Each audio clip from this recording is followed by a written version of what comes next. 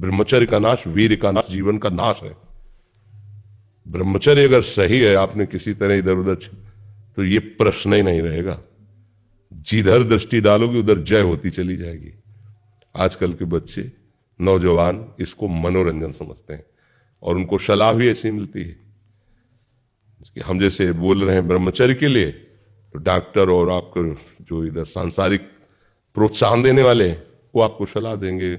हमें तो अंग्रेजी को शब्द नहीं याद है, फ्रस्ट्रेशन। हाँ, और यही जो स्टेशन कह रहे हैं गाड़ी स्टेशन से अलग कर दो तो बोले तुम बहुत शांत हो जाओगे और फिर अपने काम में देखो कैसा उपदेश दिया जा रहा है कि वो तो ये जो कमियां है ना, ये कोई भूत नहीं है जैसे लोग कहते हैं ना, पता नहीं कौन ऐसा, कुछ नहीं, गंदी आदतें हैं, इन पर संयम लाओ। आप समझ रहे, स्वीकार करते हो हमारी बात कि इसमें आपको संशय है? हाँ, तो आप देखो, हम आज ही सत्संग में बोल रहे थे, हमारे रक्त का स्वभाव है ऐसे, जैसे कट जाए ना तो उसका स्वभाव थोड़ी देर में गाढ़ा होने की कोशिश करेगा। यदि कहीं फ्लो वाली नस कट गई तब तो आपको वहां डॉक्टरी की जरूरत है। अगर ऐसे कहीं त्वचा में ऐसे, तो उसका स्वभाव गाढ़ा हो जाना, वो थोड़ी ही देर में वो अपने आप को बांध लेगा, क्योंकि रक्त का एक स्वभाव होता है। अगर वो बाहर किसी तरह भी आया तो ठंडा होकर गाढ़ा हो जाएगा, वो रोक लेगा। इसकी आखिरी परिणति है वीर्य। वो स्वयं से नहीं निकलता, वो इससे भी गाढ़ी वस्तु है, वो घर्षण से निकलता है। अगर आप उसको गर्म ना करें चिंतन के द्वारा, क्रिया के द्वारा, तो नहीं निकलेगा। और जब हम उसको, तो फिर वो जीवन को नष्ट, प्राय इस पर बच्चियां ध्यान ही नहीं देते कि ये कोई मार्ग भी है। और परिणाम क्या होता है कि फिर वो संसार में, जिसे डिप्रेशन कहते हैं, मानसिक रोग से ग्रसित हो जाते हैं, क्योंकि इसका परिणाम यही है। या तो आपको प्रमाद और आलस्य युक्त होकर समाज से अलग पड़ा रहना पड़ेगा, और या फिर आखिरी कि आत्महत्या कर लें, ऐसी सलाह आपका मन देगा, ऐसी स्थिति में पहुंचा देगा। इसलिए हमें लगता है जब तक ब्याह न हो तब तक ब्रह्मचर्य से रहो, ब्याह भी हो जाए तो संयम से रहे। ये जीवनी शक्ति है, किसी के साथ खिलवाड़ नहीं करना चाहिए। पढ़ाई लिखाई वो कैसे तुम्हें बताए, अभी आप छेड़ना मत। जैसे लोग कहते ना, मैं बहुत परेशान हूं, कुछ करता नहीं, ऐसा हो जाता है वैसा हो जाता है, तो आपको हम बता रहे रक्त का स्वभाव है जैसे, तो इसकी आखिरी परिणति है वो वीर। उसका स्वभाव नहीं है बहना, उसका स्वभाव ऐसा है। उसको जब तक ताप नहीं लगेगा तब तक वो बाहर नहीं हो सकता।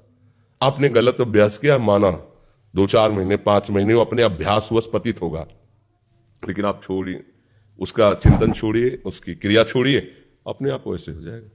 जैसे रक्त है, आप 1 महीने में देना शुरू करो, जो देने का नियत कितना, 100-200 ग्राम 500 ग्राम जो भी दिए, 300 जो भी आप दीजिए, हर महीने तैयार हो जाएगा। और आप ना दीजिए तो आपके शरीर को अभ्यास हो जाएगा, आप दीजिए तो शरीर को अभ्यास हो जाएगा। वो शरीर, अगर आप रोज 300, तो फिर क्या होगा, आप मर जाओगे। समझ रहे ना, ऐसे शरीर की क्षमता, जैसे डॉक्टर जन के देखते हैं तुम्हारी क्षमता नहीं खून देने की, चलिए, क्योंकि अगर निकाल लोगे क्षमता नहीं तो उसकी हानि हो जाएगी। हाँ, तुम्हारी क्षमता है, तुम्हारे अंग ठीक है, तुम स्वस्थ हो, महीने में ऐसा या जो समय अवधि, सोचो रक्त की आखिरी परिणति वो है वीर।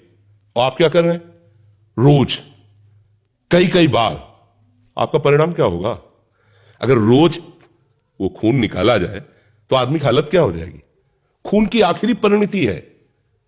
अन्न रस जो हमने पाया, उसकी परिणति धीरे धीरे परिवर्तित होते हुए मांस, मज्जा, रक्त, इन वो आखिरी सप्तम धातु है वीर। और उसके साथ ऐसा खिलवाड़, कैसा जीवन होगा आपका? तो इस पर कोई विचार ही नहीं करता, समझता है ये तो केवल बाबाजियों का विषय। नहीं, आप मनुष्य शरीरधारी हो, आपको भी संयम से चलना है। और जब तक ब्याह हो तब तक तो संयम से ही चलना चाहिए। बच्चियों को तो गृहस्थी में अच्छे गृहस्थ बनेंगे जाकर, फिर उनकी हानि नहीं हो पाएगी उतनी।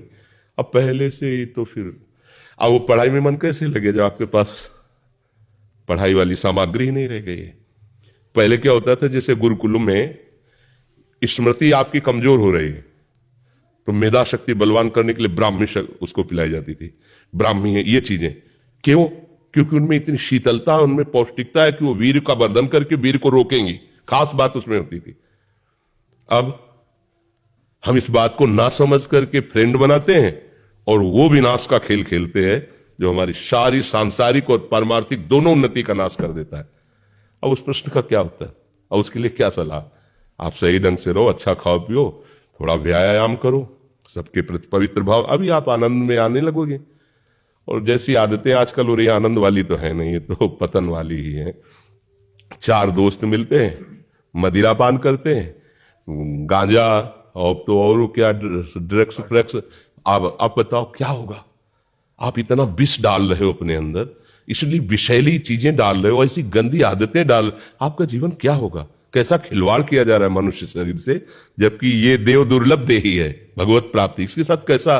तो बच्चों को ना तो सत्संग मिल रहा है, ना शास्त्र स्वाध्याय मिल रहा है, ऐसा ही संग मिल रहा है जो पतन का कारण क्या हो रहा है। अच्छा, बहुत पढ़े लिखे हो और शराब पी के नाली के कीड़े की तरह पड़े हो, माता पिता का अपमान कर रहे हो, मनमानी बेविचार कर रहे हो, पढ़ाई लिखाई क्या हुआ? पढ़ा लिखा से भाई विद्या तो वही जो विनय, पवित्रता, शालीनता, सभ्यता, नम्रता, ये तो सद्गुण विद्या में आज की रह नहीं रहे।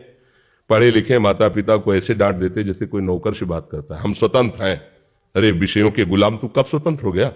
स्वतंत्र तो परमहंस जन होते हैं, जिन्होंने इंद्रियों को अब जीत लिया और भगवद आनंद में मस्त हो, वो स्वतंत्र हैं। इंद्रियों के गुलाम तुम स्वतंत्र हो? जो विषय जब चाहता है तुम्हें गिरा, तुम स्वतंत्र हो? माता पिता, गुरु, शास्त्र, इनकी परतंत्रता स्वीकार करने वाला ही स्वतंत्र होता है।